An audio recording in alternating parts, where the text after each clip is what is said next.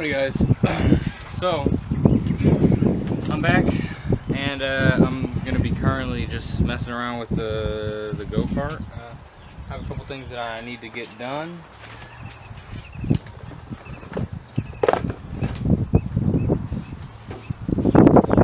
Many people will call this the tune-up video. I have a carburetor brand new, and I also have a spark plug, and I think I'm gonna change the oil as well. But there's a couple problems with that. One, if you look at the old carburetor, let me just grab that really quick. So from the auto choke setup, we have, here's the old, here's the new. You have this connector right here, and that's all fine and dandy because we have the same thing on the new one. And the old one actually has something to connect to a thermostat, and the new one does not. So we'll just splice that. And I think that's actually it. Besides hooking up the gas tank and everything, it should be fairly simple, as you will see here in a sec. Because currently we have, excuse me, there's the thermostat I was talking about a couple seconds ago.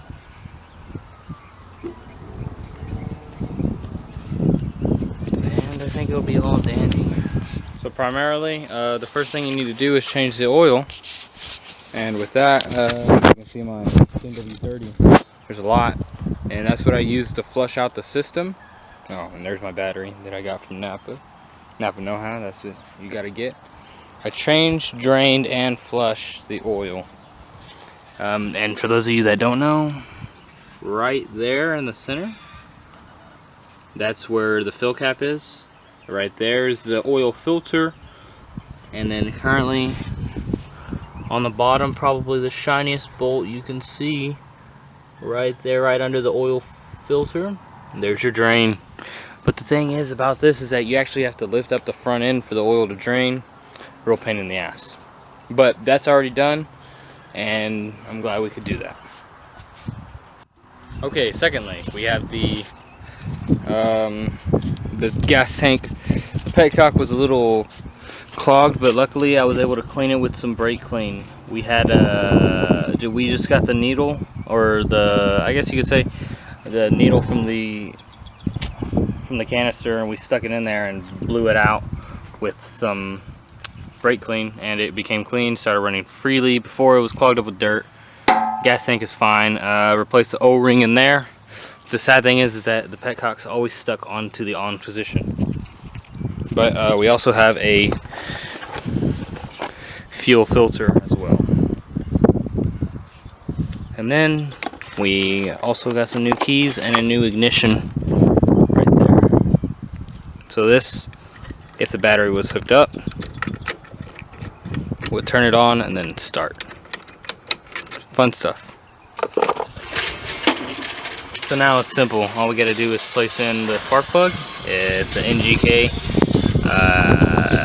DPR8EA9. Simple stuff. Sorry about the wind. And it's 18mm. So once you get the threads started, be sure not to strip it. There we go. You can go ahead and use your 18mm, stick it on there, and make it a little bit easier. Awesome stuff right here. High quality footage. I think that's about as far as it'll go. And once you get that, turn it about maybe, let's say, quarter turn. And then a little bit more until it's nice and snug. Just don't strip it. And from there, we can go ahead and put the coil on.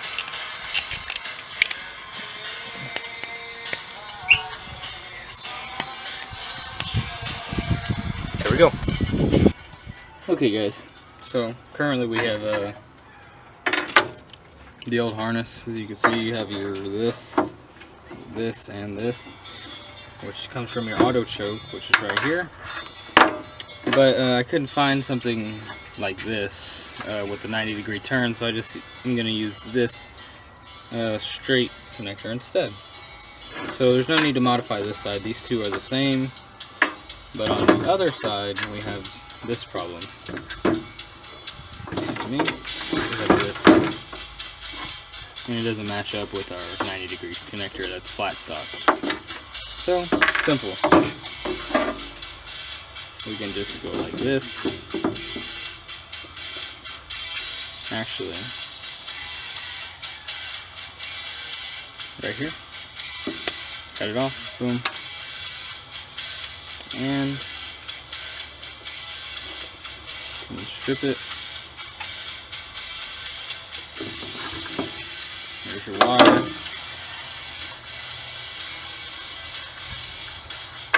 You might want to twist it so it make it hold some rigidity. And boom, it's in.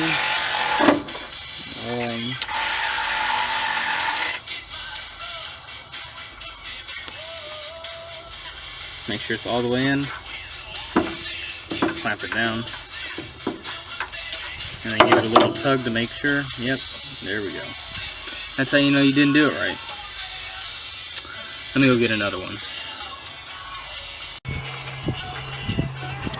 So apparently I messed up. These have too big of a hole for this kind of wire, so you gotta use a smaller one, which happens to be pink. And now that I destroyed some of the wire, I gotta replace it. The old man came to help. Give it a tug, and we're good. Let's go hook this up. Okay, so pretty simple stuff. You have this notch right here. It's gonna fit into the intake manifold like that.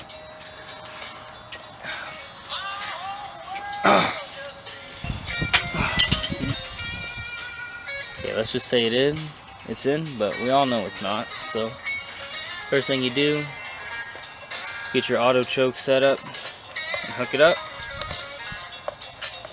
There's one, and then this is your other connector. Make sure it goes all the way in.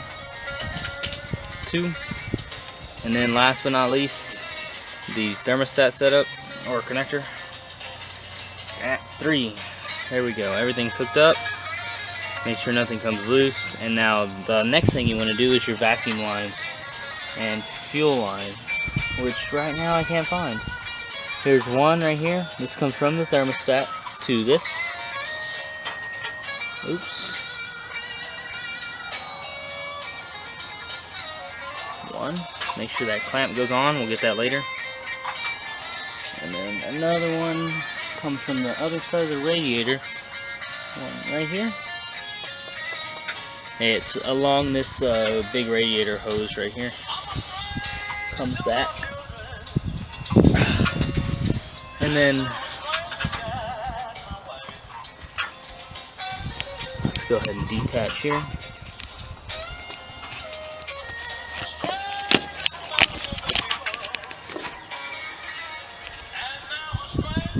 Let's move over to this side.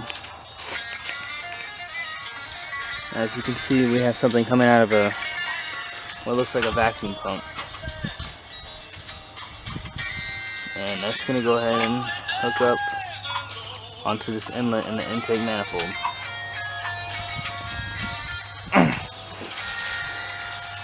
There we go. And the last thing to hook up to this is going to be the fuel right here. And this right here is an overflow. Right here, this one coming out the side.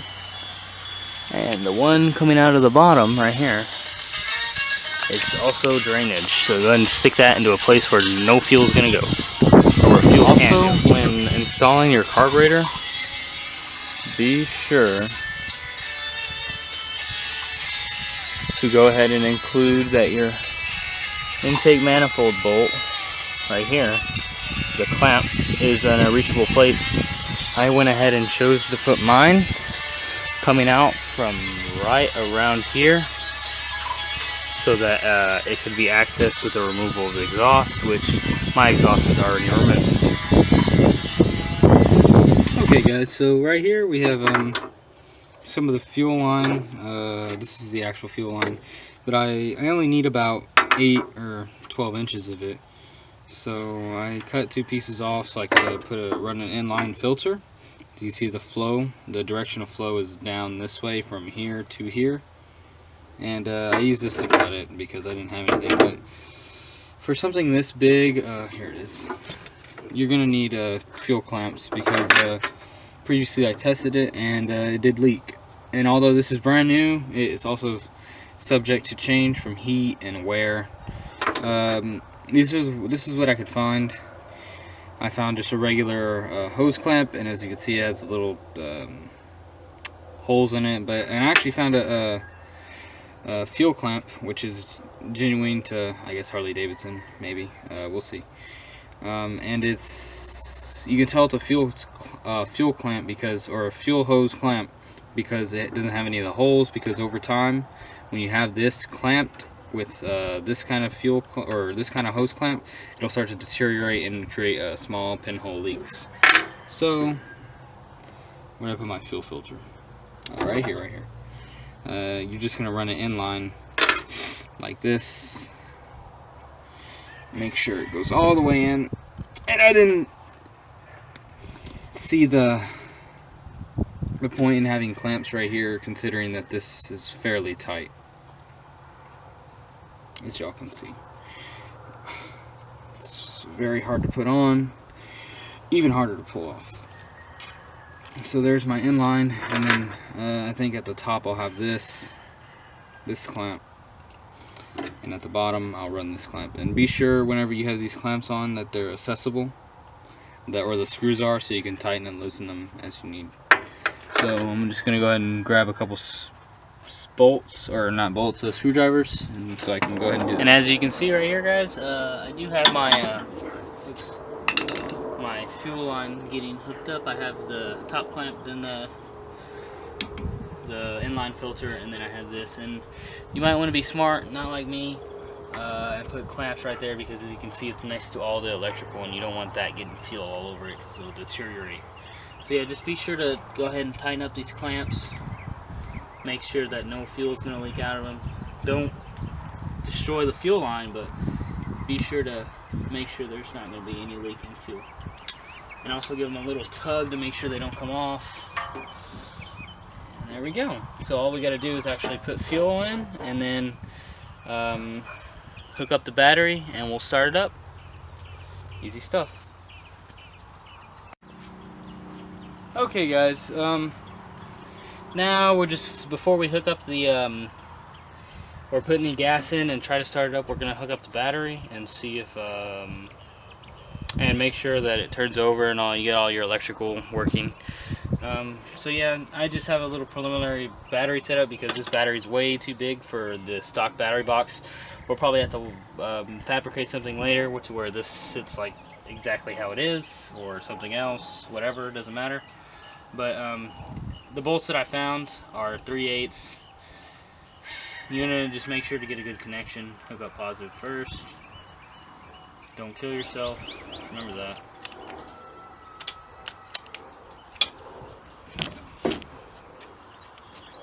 And let me grab the keys and see. Awesome. There we go. There's your startup. And let me just go grab some fuel. Okay, guys, and as part of the safety feature for this, I just want to make sure that this thing isn't going to take off on me, so I have it up on a rolling floor jack so that the wheels spin freely. So all I'm going to do is go ahead and put some gas inside the tank, and then go ahead and start it up. Maybe give it a little bit of throttle. That's if it even starts up, so we'll see.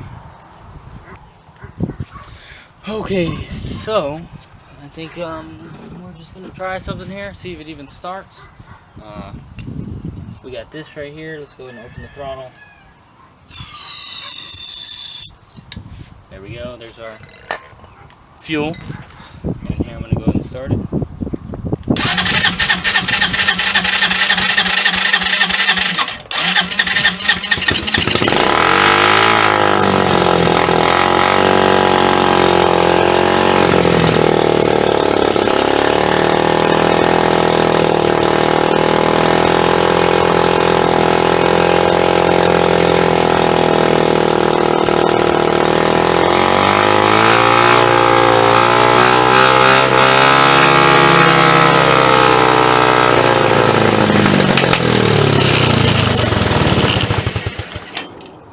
we go.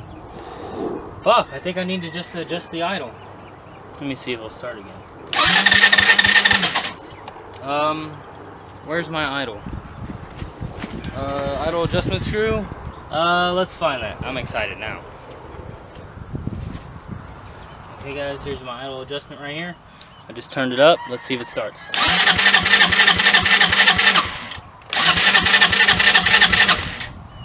Let's crank it up.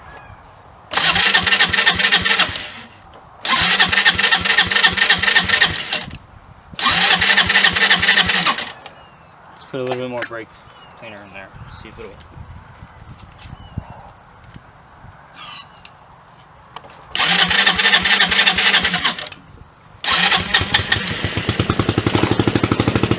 Go.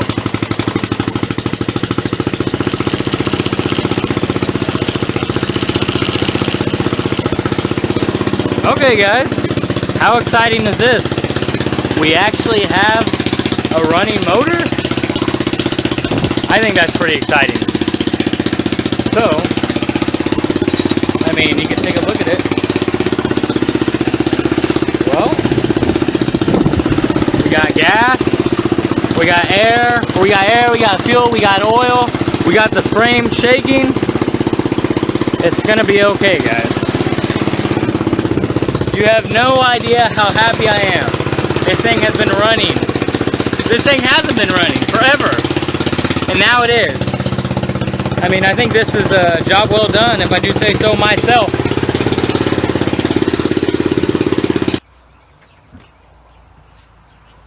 Okay guys, so it starts. Look, let's just do it again. That's how excited I am. Oh wait.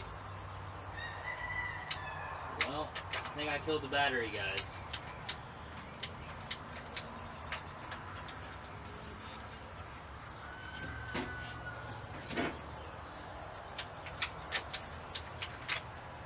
But that's okay. That's okay. I killed the battery. But it runs. The beast runs. That's all we have to know now. That's all we know. We know it runs. I put it in neutral, high and low gear. All the gears work. This is life right here. This is what you live for. Actually, let me check. It's a beautiful thing. I revved it up to like maybe 5,000 to 6,000 RPMs. Blow all the crap that comes out. Maybe check the oil now that it's ran like at least 5 minutes. I didn't want to overheat it, so I didn't, because there's no coolant in it, there's no nothing. It's just running dry, or from what I know, because I didn't want to mess with any of the cooling system if it didn't run properly. So, we know it runs. We know it drives.